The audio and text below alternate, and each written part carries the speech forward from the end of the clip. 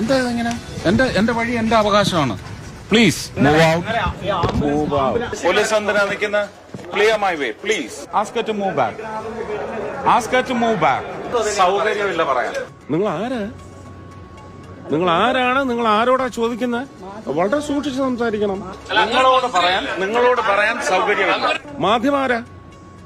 മാധ്യമാരാ ഇവിടുത്തെ ജനങ്ങളാണ് വലുത്. Please be careful. സൗകര്യമല്ല പറയാൻ. ആളാവാൻ വരരുത് എന്റെ അടുത്ത്. ആളാവാൻ വരരുത്. ആളാവാൻ വരുന്നില്ല.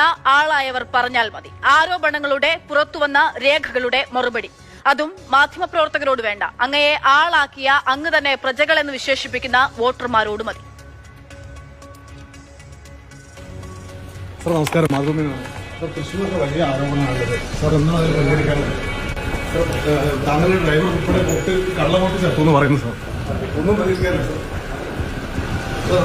വ്യാപകമായി RSS നേതാവ് ഷാജി കെയാറും വ്യാജ വോട്ട് ചേർത്തു എന്ന് ആരോപണം സാർ. യാതൊരു പ്രതികരണമല്ലേ? ജനാധിപത്യത്തിൽ ഏറ്റവും വലിയ ഒരു വിഷയത്തിലാണ് സാർ. സാർ ഒന്നും പറയാനില്ലേ? സാർ ഒന്നും പറയാനില്ലേ? വലിയ ആരോപണമാണ് സാർ. യാതൊന്നും മിണ്ടാതെ, ചോദ്യങ്ങളോട് യാതൊന്നും പ്രതികരിക്കാതെ സുരേഷ് ഗോപി പാർലമെന്റിലേക്ക് പോയിരിക്കുകയാണ്. കാണാനില്ലെന്ന് പറഞ്ഞ ആളെ കണ്ടുകിട്ടിയിട്ടുണ്ട്. ഇഷ്ടമുള്ളതിന് മാത്രം മറുപടി പറഞ്ഞാണ് ശീലം. ഇവിടെയും മിണ്ടാട്ടമാണ്. രാഹുൽ ഗാന്ധിയുടെ ആറ്റം ബോംബ് ഇപ്പോഴാണ് കേരളത്തിൽ പൊട്ടിവരുന്നത്. വലിയ തിരിമറികളുടെയും അട്ടിമറികളുടെയും വിവരങ്ങൾ പുറത്തുവരുന്നു. ഏറ്റവും ഒടുവിൽ തൃശൂരിലെ MP സുരേഷ് ഗോപിയുടെ സഹോദരന്റെ ഇരട്ട വോട്ട് വിവരങ്ങളാണ് പുറത്തുവന്നത്. കൊല്ലത്ത് കുടുംബ വീട് ലക്ഷ്മി വിലാസത്തിന്റെ പേരിൽ വോട്ട്. ഇരവിപുരം മണ്ഡലത്തിൽ ഭാര്യ റാണി സുഭാഷിനുമുണ്ട് ഇരട്ട വോട്ട്. വോട്ട് ചെയ്തത് തൃശൂർ ലോക്സഭാ മണ്ഡലത്തിലാണ്. കുമ്പിടിയാണ് സാറേ, കുമ്പിടി എന്ന് മാത്രം പറയേണ്ടി വരും തൽക്കാലം.